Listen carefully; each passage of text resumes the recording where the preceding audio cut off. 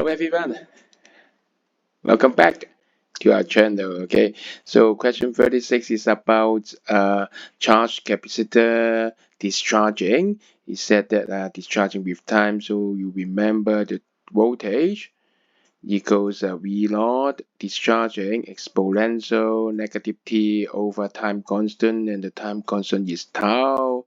This is the equation for the voltage, right? Discharging, and then power dissipated by the resistor is P naught or initial. So initially P naught is V naught square over R. Okay, after that it becomes V square over R.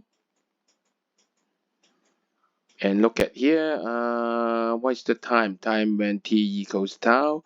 So substitute t equals tau here, so it becomes V naught e minus tau over tau, or it means e minus 1.